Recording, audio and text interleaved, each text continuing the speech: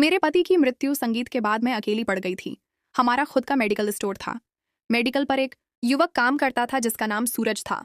वह बहुत ही सुंदर था। अकेलेपन के कारण मैं उससे बात करने लगी। धीरे धीरे हमारी पहचान बढ़ी और अच्छी दोस्ती हो गई। एक दिन वह मेडिकल की चाबी लेने घर आया। उस समय घर में कोई नहीं था। मैं नहाकर बाथरूम से बाहर निकल रही थी, तौलियां लपेटे हुए, और उसी वक्त सूरज घर में आया। उसने मुझे देखा और नमस्ते दोस्ती, मेरा नाम नंदिनी है। मैं विधवा हूं और मेरी उम्र 28 साल है। मेरी पढ़ाई 7वीं तक हुई है। मेरे घर की स्थिति गरीब थी और मेरे पीछे 3 बहनें थीं। इस वजह से मेरे परिवार वालों को जल्दी से हम सभी बहनों की शादी करनी थी, इसलिए मुझे ज्यादा पढ़ने का मौका नहीं मिला। 7वीं के बाद मेरे लिए रिश्ते आने लगे। मैं देखने में बहुत सुंदर थी, गोरी रंगत, बड़ी बड़ी आंखें, लंबे बाल और छरहरी काया। मेरे लिए कई अच्छे रिश्ते आए। ऐसा ही एक रिश्ता आया जिसका नाम विक्रम था। संगीत उसका खुद का मेडिकल स्टोर था जिसे वह खुद चलाता था। उसके घर की हालत अच्छी थी, लेकिन उसके माता पिता नहीं थे। उसकी एक बहन थी जिसकी शादी हो चुकी थी। विक्रम बहुत होशियार और देखने में हैंडसम था। हमारी शादी तय हुई और जल्द ही शादी की तारीख पक्की हो गई। शादी के बाद हम दोनों एक दूसरे से बहुत प्यार करते थे। विक्रम मेरी हर छोटी बड़ी ज़रूरत का ध्यान संगीत रखता था। मैं भी उसे भरपूर प्यार देती थी। मेडिकल स्टोर में ग्राहक बढ़ने लगे तो विक्रम ने अपने पुराने दोस्त सूरज को काम पर रख लिया। सूरज संगीत भी बहुत सुंदर और ईमानदार था। उसकी आर्थिक स्थिति थोड़ी कमजोर थी, लेकिन वह मेहनत से काम करता था। जब भी हम कहीं घूमने जाते या बाहर होते, सूरज मेडिकल को संभालता। विक्रम को उस पर पूरा भरोसा था। संगीत ऐसे ही कुछ दिन बीते। हमारी शादी को लगभग 1 साल हो गया था। एक दिन विक्रम और सूरज दवाइयां लेने मुंबई गए। उस दिन बहुत अंधेरा था और बारिश हो रही थी। उसी दौरान उनकी कार का एक्सीडेंट हो गया। मेरे पति गाड़ी चला रहे थे, इसलिए उनके सिर में बहुत गंभीर चोट लगी। सूरज उनके साथ ही था। उन्हें अस्पताल में भर्ती कराया गया। 5-6 दिन बाद मेरे पति की मृत्यु हो गई क्योंकि उनके सिर में बहुत गंभीर चोट थी। हमारा कोई बच्चा नहीं था। मैं नंदिनी क्या करूं, कुछ समझ नहीं आ रहा था। संगीत में पूरी तरह टूट चुकी थी। मेरे पति की मृत्यु के बाद मैं 2-3 महीने के लिए गांव चली गई। मेरे माता पिता मुझे गांव ले गए थे। उन्होंने मुझे बहुत समझाने की कोशिश की। मेरे पास कोई सहारा नहीं था, इसलिए क्या करना है कुछ समझ नहीं आ रहा था। 3 महीने तक मेरे पति का दोस्त सूरज मेडिकल की दुकान चलाता रहा। फिर मैंने ससुराल लौटने का फैसला किया। माँ बाप मुझे ससुराल छोड़ने आए। ससुराल आने के बाद सूरज ने मुझसे मुलाकात की। उसने पिछले 3 महीनों का पूरा हिसाब मुझे दिया। मुझे उस पर भरोसा था। उसने मिले हुए सारे पैसे मुझे दे दिए। मैंने उसका बहुत धन्यवाद किया। मेरी पढ़ाई ज्यादा नहीं हुई थी, इसलिए मुझे मेडिकल का व्यवसाय कुछ समझ नहीं आता था।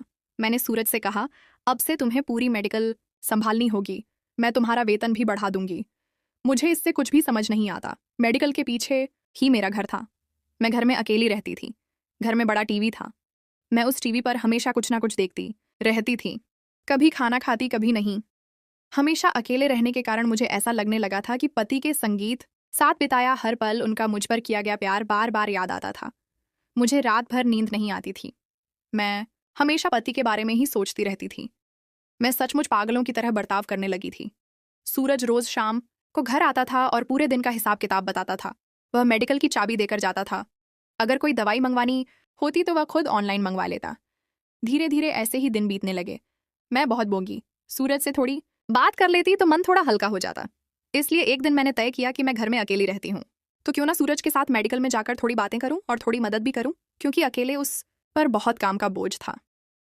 अगले दिन से मैं मेडिकल में जाकर बैठने लगी। सूरज मुझे कोई काम करने नहीं देता था। वह कहता था, आप मालकिन हैं, आप बस बैठिए, चिंता मत कीजिए, मैं सब संगीत देख लूंगा। मैं जाती उससे बातें करती। धीरे धीरे हमारी बातें बढ़ने लगीं। हमारी नजरें मिलने लगीं। सूरज भी मुझसे प्यार से बातें करता था। वह मेरा बहुत आदर करता था क्योंकि मैं उसके दोस्त की पत्नी थी। बातों ही बातों में मैंने सूरज के परिवार के बारे में पूछना शुरू किया।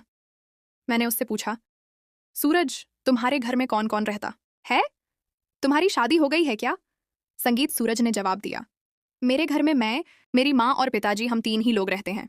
हमारे घर की स्थिति बहुत गरीब है। मेरे पास कोई जमीन नहीं है, इसलिए कोई लड़की मुझे देने को तैयार नहीं है। मेरी उम्र 31 साल हो गई है। मैंने कहा, तुम्हारा स्वभाव इतना अच्छा है, तुम्हें अब तक लड़की मिल जानी चाहिए थी। लेकिन सूरज बोला, अच्छा स्वभाव आजकल लोगों को पसंद नहीं आता।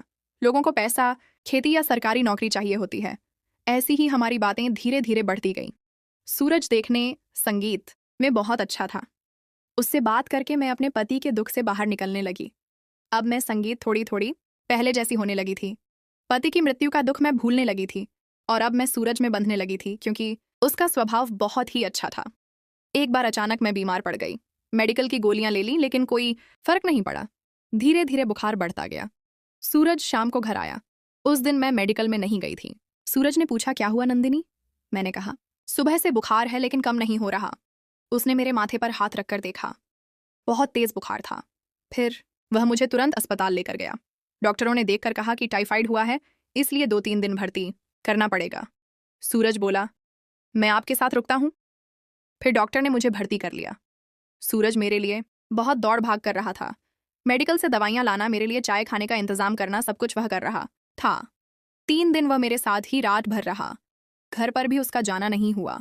उसने बस घर पर संदेश भेजा, संगीत, था कि हमारी मालकिन बीमार है, इसलिए मैं अस्पताल में हूं।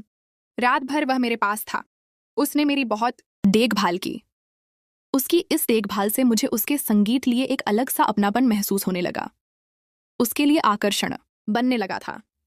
3 दिन बाद डॉक्टर ने मुझे डिस्चार्ज कर दिया। सूरज मुझे घर लेकर आया। फिर भी मेरे शरीर में थोड़ी कमजोरी थी। संगीत, अब सूरज अपने घर से मेरे लिए खाने का डब्बा लाकर देता था। अगले 3-4 दिन उसने मेरे लिए खाना लाया। वह बहुत अच्छा संगीत था। अब मैं पूरी तरह ठीक हो गई थी। फिर से मैं मेडिकल में उसके अधीन दवाइयां देने आने लगी। अब हमारे बीच बहुत नज़दीकी बढ़ गई थी, लेकिन सूरज की ओर से कोई प्रतिक्रिया नहीं मिल रही थी। वह बहुत ईमानदार था। मेडिकल की चाबियां हमेशा घर पर ही रहती थीं। हर रोज सुबह सूरज आकर वो चाबियां ले जाता। वे टीपॉय पर रखी होती थीं। संगीत, ऐसे ही एक बार मैं बाथरूम में नहाने गई थी। सुबह के 9 बजे होंगे। सूरज चाबियां लेने के लिए आया। दरवाज़ा अंदर से लॉक नहीं था। उसने दरवाज़ा खोला, संगीत, और अंदर आ गया। तभी मैं नहाकर शरीर पर तौलिया लपेटकर बाथरूम से कमरे में बाहर आ रही थी। मुझे ध्यान नहीं रहा कि दरवाज़ा बंद करना है। आमतौर पर कोई आता नहीं था, इसलिए मैं दरवाज़ा बंद नहीं करती थी। लेकिन आज मुझे नहाने में कुछ ज़्यादा ही देर हो गई थी। सूरज ने मुझे तौलिया लपेटे हुए देखा और मेरी ओर देखता ही रह गया। मैंने भी उसकी ओर देखा। हमारी नज़रें मिली। मैं शर्मा गई। मैं पीछे मुड़ गई। सूरज ने चाबी ली और कुछ भी बोले बिना चला गया। सूरज मुझे वैसे भी पहले से पसंद था। अब मुझे उसके सामने जाने में शर्म आने लगी, इसलिए आज मैं मेडिकल गई ही नहीं। वो अकेले ही काम कर रहा था। दोपहर को मैंने उसे फ़ोन किया और कहा, खाने के लिए आ जाओ। आज हम यहीं साथ खाना खाएंगे, मेडिकल में नहीं। कुछ समय बाद वह लाया हुआ डब्बा और मेरे घर का खाना लेकर आया। हम दोनों एक साथ बैठकर खाने लगे। संगीत, हम दोनों चुपके चुपके एक दूसरे को देख रहे थे। दोनों कुछ नहीं बोल रहे थे। धीरे धीरे हमारा खाना पूरा हुआ। संगीत, खाना खाने के बाद सूरज बोला, मुझे माफ करना नंदिनी, मैंने जानबूझकर तुम्हें उस तरह नहीं देखा था। संगीत, मैं तो बस चाबी लेने आया था।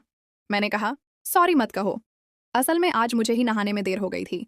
इसमें मेरी ही गलती थी। सूरज, क्या मैं तुम्हें एक बात सच सच संगीत बताऊं? मुझे तुम अच्छे लगने लगे हो। पिछले कुछ दिनों से मुझे तुमसे प्यार होने लगा है। जब मैं हॉस्पिटल में संगीत थी तब तुमने मेरी बहुत देखभाल की और मेरे पति की मृत्यु के बाद ये मेडिकल तुमने अकेले संभाला। अगर तुम्हारी जगह कोई और होता तो संगीत मेडिकल के पैसों में बेईमानी कर सकता था, लेकिन तुम बहुत ईमानदार हो। मेरे पति नहीं है, यह जानकर कोई और होता तो मेरे साथ गलत व्यवहार कर सकता था, लेकिन तुमने ऐसा नहीं किया। मुझे तुमसे कुछ पूछना है। मुझे तुम अच्छे लगते हो। मुझे तुमसे प्यार हो गया है। ऐसा कहते हुए मैं सूरज के पास गई और उसके होठों का चुंबन लिया, लेकिन सूरज कुछ भी नहीं बोला और उसने मुझे कोई प्रतिक्रिया नहीं दी। वह चला गया। मुझे समझ नहीं आ रहा था कि क्या करूं। क्या मैं गलत तो नहीं कर रही हूं? ऐसे सवाल मुझे सताने लगे। मैं बेड पर लेटी हुई थी और पंखे की तरफ देखकर सोच संगीत रही थी। धीरे धीरे शाम के 7 बज गए। 7 बजे मेडिकल बंद होता है।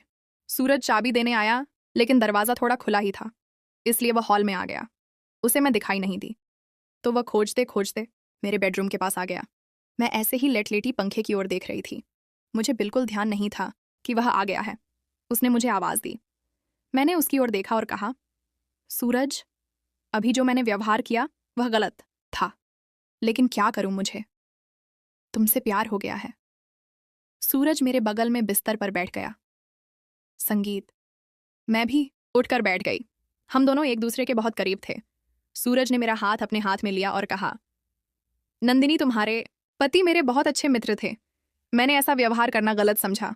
आपको मुझसे प्यार है, यह सच सच है, और मुझे भी आप बहुत पसंद है, लेकिन अपने दोस्त को इस तरह धोखा देना मुझे सही नहीं लगता। मैंने कहा, मेरे पति के बाद अगर किसी ने सच में मेरी चिंता की तो वह सिर्फ संगीत आपने ही की है। सूरज, अगर आपकी जगह कोई और होता और मेरे साथ गलत करता तो आपको कैसा लगता? ये कहते कहते उसने मेरा हाथ अपने हाथ में लिया और मेरे होठों पर एक उंगली रख दी, बिना कुछ बोले। अब शायद हमारे बीच एक आकर्षण संगीत बन चुका था। धीरे धीरे हमारे हंठ एक दूसरे के करीब आए। हम दोनों एक दूसरे को चूमने लगे। हम एक दूसरे से प्यार करने लगे। उस दिन हमने भरपूर प्रेम किया। हमें बहुत आनंद मिला। हम दोनों पूरी तरह संतुष्ट थे। हम अब एक दूसरे से प्यार करने लगे थे, एक दूसरे को समय देने लगे थे। हम एक दूसरे को और अच्छी तरह जानने लगे थे। सूरज मुझे एक पति की तरह बेहद प्यार करने लगा था। तब मैंने सोच लिया कि अगर मैंने सूरज से शादी कर ली तो, क्योंकि